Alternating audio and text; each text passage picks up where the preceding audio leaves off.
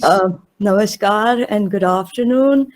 To begin with, let me say that it's such an honor and such a privilege for me to be here amongst all of you today. And I have to extend my gratitude to Indic Researchers Forum for giving me this opportunity to speak at a gathering like this. And to all my seniors here who have given me the opportunity to present my thoughts on a region that I have been studying for a very long time now. A region that is so complex and has remained, in my opinion, absent from our collective national consciousness until fairly recently. And of course, to my session chair, General Vadoria. When I was asked to be a part of this conference, I immediately agreed, primarily because I know I learned so much from my eminent co-panelists, but also because of the topic of illegal migration in and through the Northeast is so very important to not just, the region, but the rest of the country as well, because the Northeast is unlike any other part of the country with a very, very precarious geographical location. Of course, I will try to wrap this up as quickly as possible, but, just the scope of this area, illegal migration is just so huge. And then I have directions to speak about the Rohingyas as well, but I will do my best.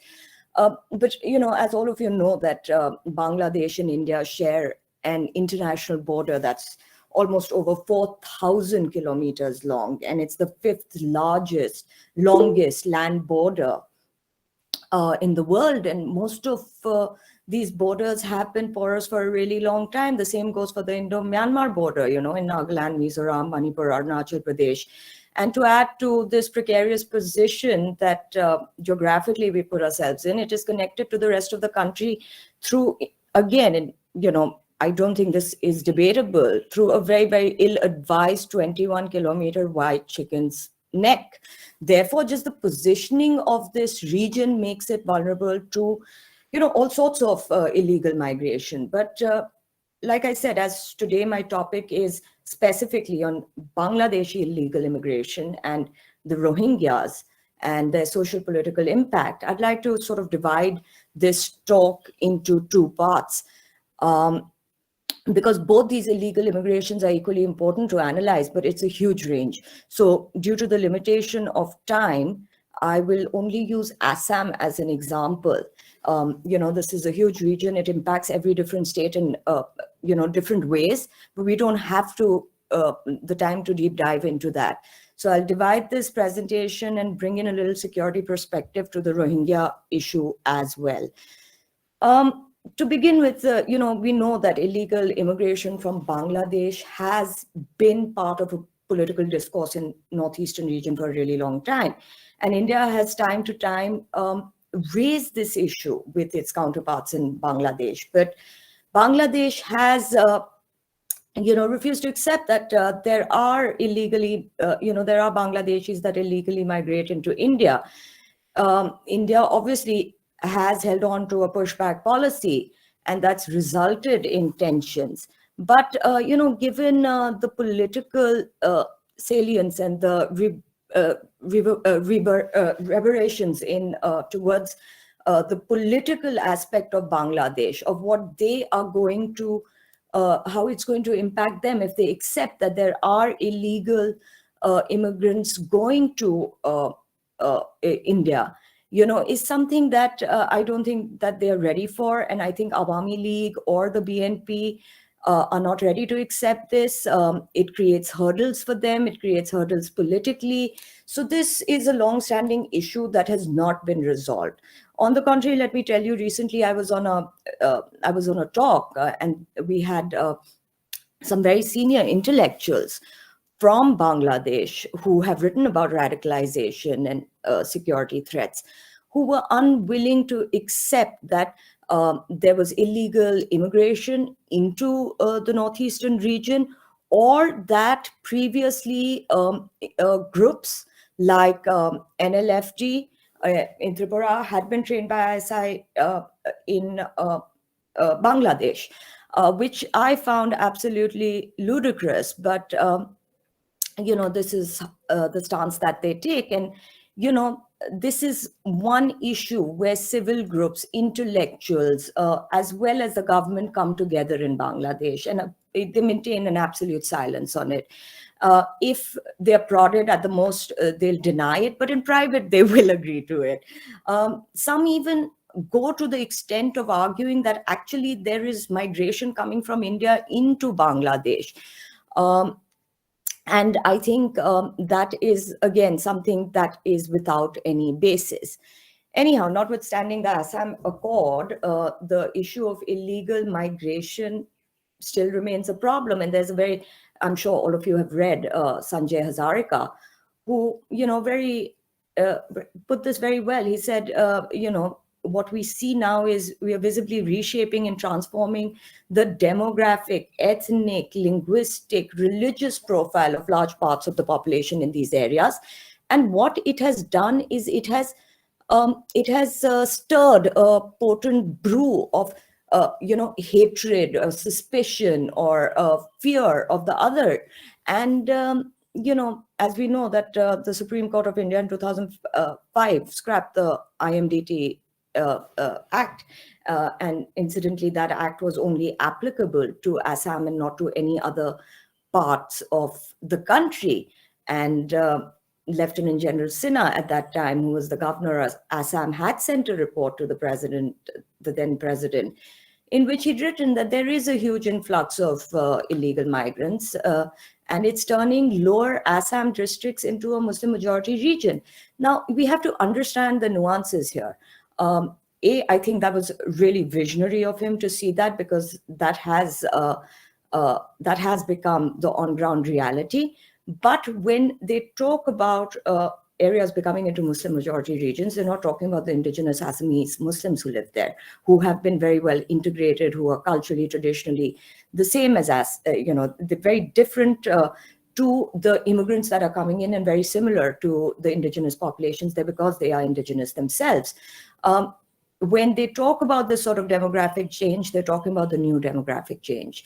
And there are a lot of analysts who have recognized this trend, where they've realized that Assam has previously seen huge amount of demographic change in areas like Barpeta, or Dhubri, or Karimganj. Now, of course, pretty much all of Lower Assam. Having said that, illegal immigration has internal dynamics within Assam, and that those dynamics are making even the Assamese Muslims feel marginalized by the migrants from Bangladesh. Radical parties like AIUDF, have expanded their support base to include some local Muslims as well, and the Bengali Muslims also. So, this is creating little fault lines where there weren't any before. And unfortunately, it's also true that many illegal migrants from Bangladesh possess ration cards and other documents due to the nexus, long-standing nexus that has been there between the officials and vested interests, which have wanted to win them over as vote banks. And the non-acceptance, again, of this issue by Bangladesh has only led, unfortunately, to the exploitation of these poor immigrants. There have been enough accounts of these immigrants being trafficked, women and children being trafficked further on.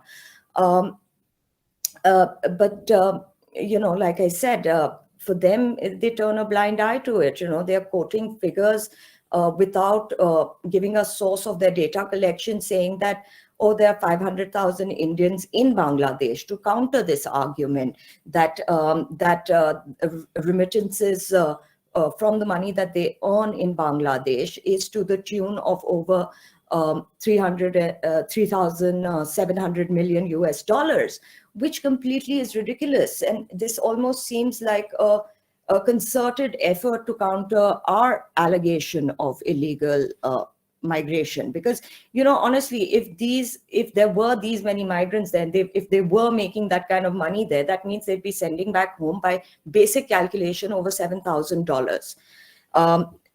the Reserve Bank of India, which keeps records of these remittances, has no sort of records of this sort of money coming in. Anyway, the ground reality, what is happening there is very evident. I don't think it is debatable. Demographic change, most of the Bangladeshi immigrants have got their names enlisted in the voting list illegally, so thereby they start claiming themselves as citizens of the state. On a recent trip to Assam, I met some very top serving officers, and they said that the demography has changed so acutely from 12%, something like that, to in 1901 to nearly 40% in 2021. And these are the records that they have. There must be so many under the radar, but having said that this demographic change has the ability to impact about 80% of the about 80 constituency seats very soon.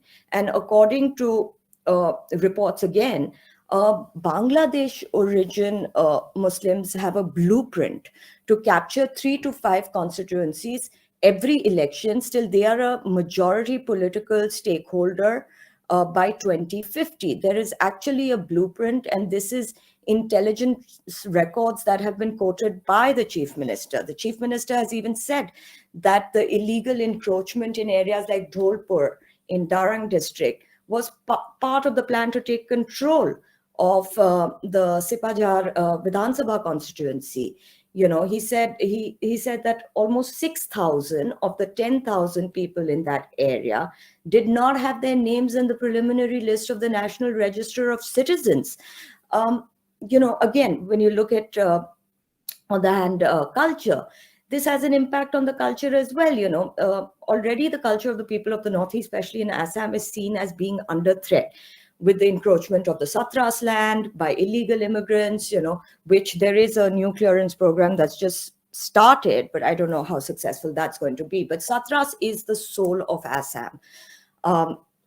It has also been observed that there is absolutely no attempt of these illegal immigrants in integrating with the indigenous populations, which at the end of the day then ends up creating not just communal tensions, but also ghettoization. There's also been news of not just cases of love jihad, where young indigenous girls have been trafficked to the Middle East, but lately a new phenomenon of land jihad is coming to the fore, where a lot of these illegal immigrants are marrying tribal girls with a focus on the land reserved for them. Large areas of forest land, wasteland has also been occupied. I remember about 12 or 14 years ago visiting Kaziranga, where there were already large tracts that were occupied, and statistics say that the state experienced declining percent of land area under forest from 39. Sorry? No, please go on. Please go on. I think there's somebody who got it. So, I was saying that the state experienced declining percent of land under forest from 39% in 1951-52 to about 30% or less now. So, this is an ongoing issue. It has huge impacts on a state like Assam, which already is in a crisis when it comes to protection of their own identity. And there seems to be some hope, but I will come to that a little later. But till then, allow me to shift your focus to the Rohingya issue, something that is a little bit different from the Bangladeshi illegal immigration issue, And it's interesting because it's really captured a lot of people's imagination. It's been in the limelight. There's been a lot of support for the Rohingyas and the exodus from Myanmar. And it's received a lot of sympathy. To begin with, I think what is important to understand with the Rohingya issue is that around the issue around the Rohingyas, we need to understand the history of their existence in Myanmar, which has been very, very problematic. The Rohingyas and the Myanmaris have been at odds for a long time. And As a matter of fact, the Myanmaris don't even recognize the term Rohingya, let alone recognizing them as indigenous. They call themselves Bengali because it's largely, they believe that it's a colonial, post-colonial construct wherein when East Pakistan came to being, they thought that the Arakan state would become a part of East Pakistan. When that did not happen, this is again what the Myanmaris say, that they tried to conflate their history with that of the original Arakan Muslims to propagate a separatist agenda. Now, the Arakan Muslims are called Kamans, so they think of themselves as different to the Rohingyas, and so on. But after the partition of India, and when this did not happen as they expected it to, some of the leaders of the Rohingyas created the Mujahid Party. And this Mujahid Party was essentially created to make a separate autonomous Islamic state in Arakan. And it was in the 1950s, they say, that they started using the term Rohingya to establish a distinct identity and identify themselves as indigenous. And of course, we have such eminent panelists here. And, you would have all heard about Operation Dragon King, which was in the late 1970s and was conducted by the Tatmadaw and the immigration officials, particularly to register citizens in Northern Arakan and expel so-called foreigners from the national census as well. And when this happened, a huge amount of Rohingyas moved to Bangladesh. There are different records of how many they were, but the Myanmarese government itself says there were about 150,000 Rohingyas that moved to Bangladesh. There was a mass exodus, but not all of them moved to Bangladesh. A lot of them moved to Karachi as well. Therefore, we have to understand that most of the Myanmarese population, especially Buddhist majority, ended up feeling that they don't belong to this country. They almost used this argument that the fact that they naturally moved back to Bangladesh or went to Karachi means that they were never a part of Myanmar to begin with. And, and also to sort of add to the issues, the fact that, and to add to the fault lines that had already been created, the existence of Rohingya separatist groups, just completely raised the tensions.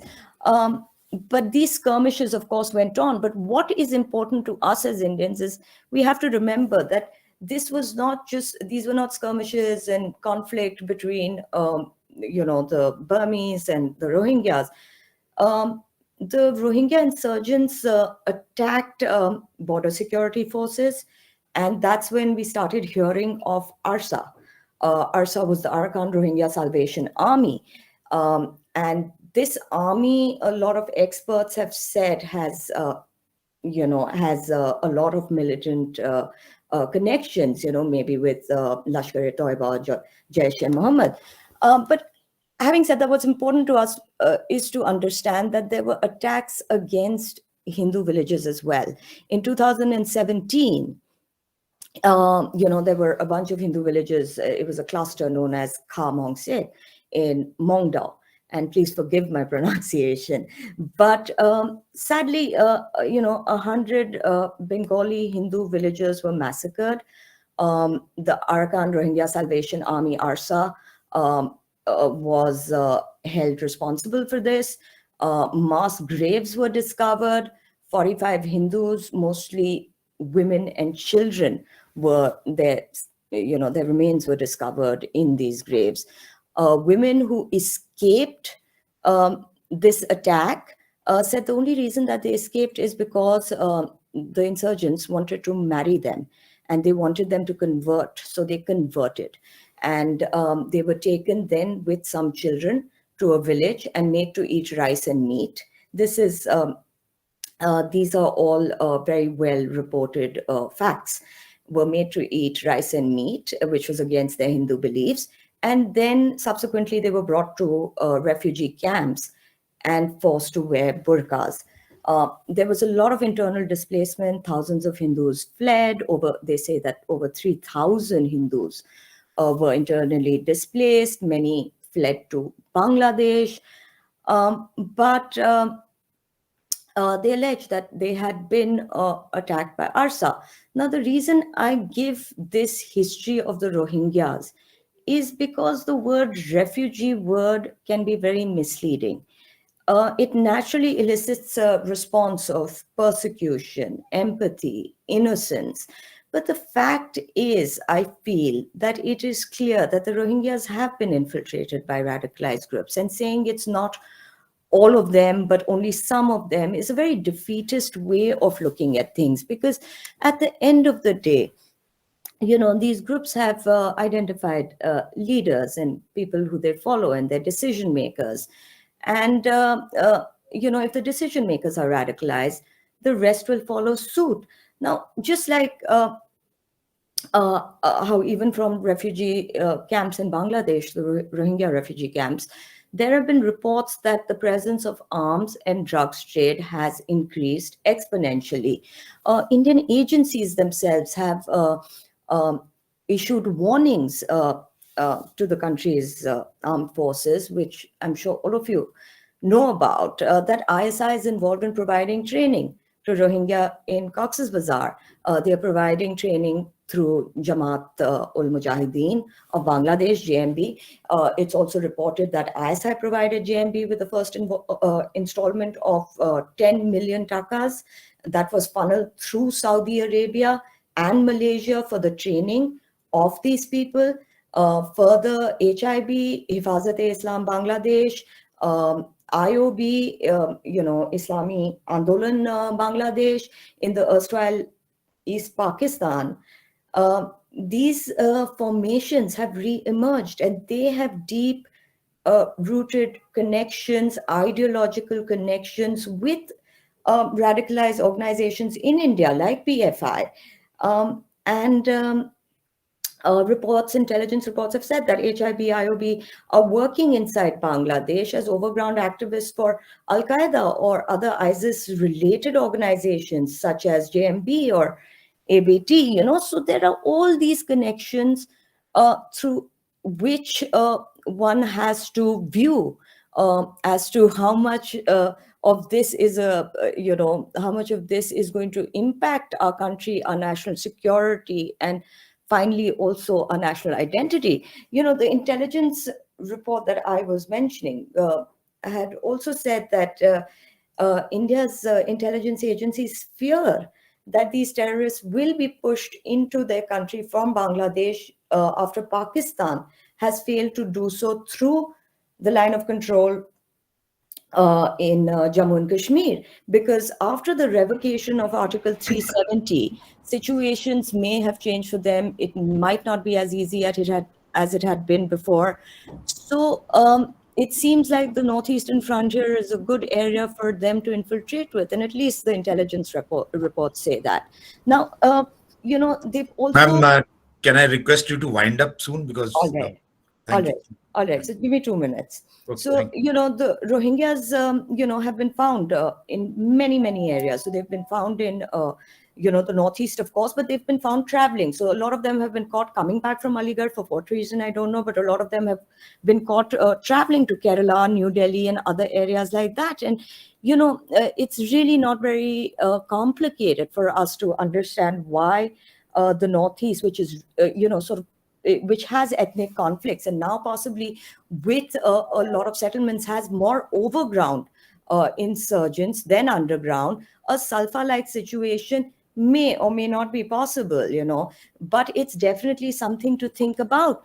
And, I would just like to, as I'm running out of time, I'd just like to say that at the end of the day, I don't think we are really in a terrible position now. It seems like the NRC and the hullabaloo around the illegal immigrants has become a bit of a deterrent, because they know that they will be identified. So the influx has slowed down a little bit. Also, the kind of measures that have been taken by the governments on border areas, whether it's surveillance, whether it's fencing, whether it's door-to-door identification, this has all limited the kind of influx of immigration that we are seeing. So I think there's still light at the end of the tunnel, but to conclude, I'd like to say that there is a huge amount of impact that's already happened, and it's something that we need to continuously keep our eye on. And one last point I'd like to make is that we have to also keep our eye on Bangladesh, because there is a deficit of a democratic opposition in Bangladesh.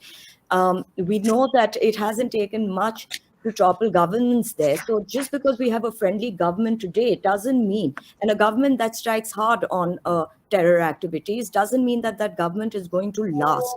So I think we need to keep our eye on the ball and on Bangladesh as well. Thank you.